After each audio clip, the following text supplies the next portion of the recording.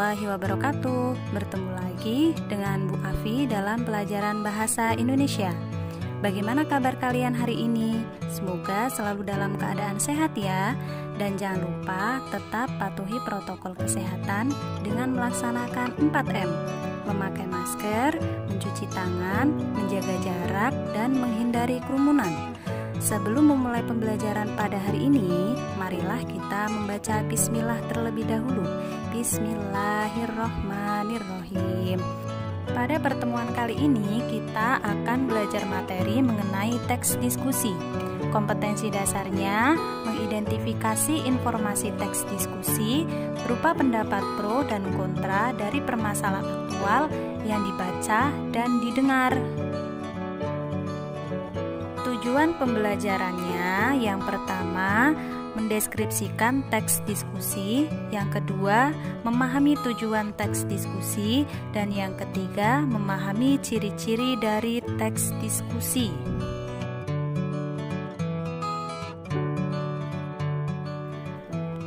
Apa itu diskusi?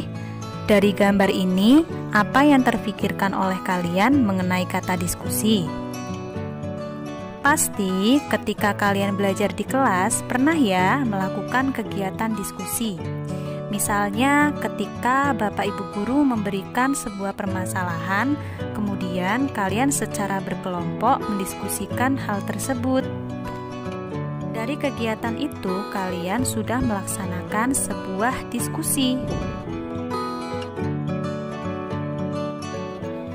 Jadi, diskusi merupakan interaksi antara dua orang atau lebih, merundingkan atau pertukaran pemikiran untuk memperoleh pemahaman mengenai penyebab suatu masalah dan solusi dari penyelesaian masalah tersebut.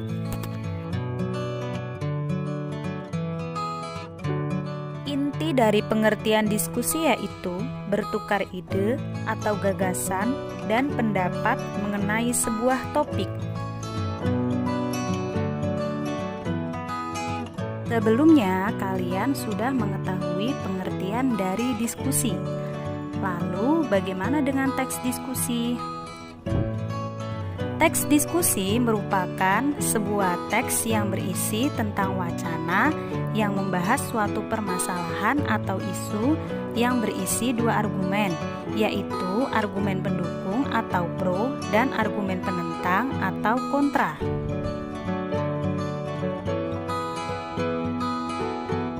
Tujuan dari teks diskusi yaitu untuk mencapai kesepakatan atau kesepahaman gagasan atau pendapat dari pendapat yang pro dan pendapat yang kontra.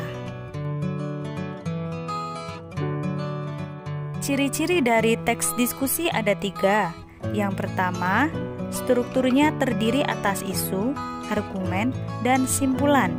Insya Allah akan Bu Afi sampaikan pada pertemuan berikutnya. Kemudian, yang kedua, memuat informasi yang bersifat informatif dan argumentatif. Artinya, informasi yang terdapat dalam teks diskusi mengandung atau memuat gagasan dari kedua belah pihak yang memiliki alasan yang dapat dipakai sebagai bukti yang kuat. Dan yang ketiga yaitu menerapkan unsur kebahasaan. Contohnya pada pemakaian konjungsi, kalimat aktif, kata rujukan, dan lain sebagainya.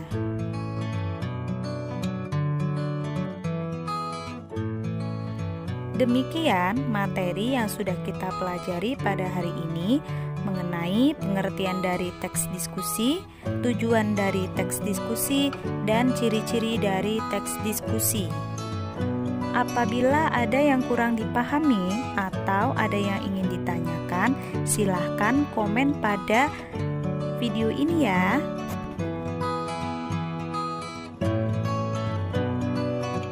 Anak-anak, silahkan pelajari materi mengenai struktur teks diskusi yang akan kita pelajari pada pertemuan yang akan datang.